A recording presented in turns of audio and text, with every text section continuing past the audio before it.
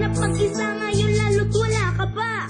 Sana nung taon na akin ang nakita. Pagmamahal mo sa akin, kailangan ko pala. Hindi ko inaasahan mga pangyayari. Bigla-bigla kasi kaya pati ako nagkanda leche. Pagiging papaya ko, promise babaguhin na. Pati pangaral mo, promise ay susundin ko na. Pasensya na sinta, hindi ako naging perfecto. Tao lang ako, nagkakasala din naman ako. Pero pipilitin kong iayos ang lahat. Basta pangako mo, hindi ka na mawawala. Sana ang mga pagkakamali ko ay iyong patatawarin na.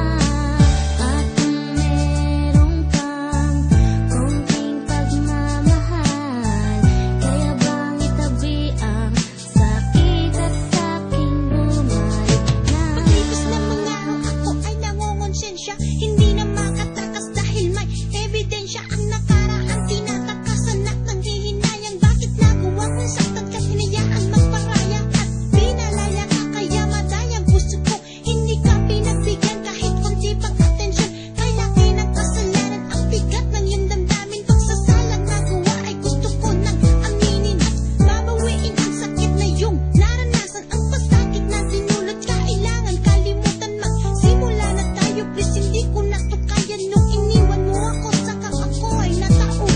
Nanghihinayang ako sa ginawa sa'yo, ni hindi kita pinigilan sa akin lumayo. Hindi man lang naisip na ikaw ay tinataksil na. Ikaw dapat ang tao kailangan kong mahalin.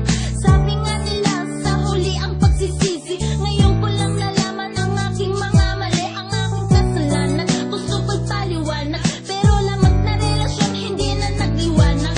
Ginawa ko sa iyo, kaya pa ba naburahin? Kasalanan malaki, kaya pa bang limutin? Bago matapos ang kata, hinihingi ko ang pasensya. Sana nga maibalik ang dating pagsinta. Pinagmaras ngayon ang iyong larawan. Habang di masaksi ang aking nararamdaman. Simula nang mawala ka ngayon dito sa buhay ko. Di ko maintindihan ang sigaw ng puso ko. Para bang ako ay natabunan ng kasalanan. Mababalik ko pa ba ang oras ng kasigahan? Ang panahon nang tayo ay nagkakatuwaan. Pero ito natigil sa puot at iyak. Ilang taon pa ba ang aking bibilangin para sa buhay ko ikay muling bumaling? At paano ba maaalis lahat ng kasamaan na aking nasira sa ating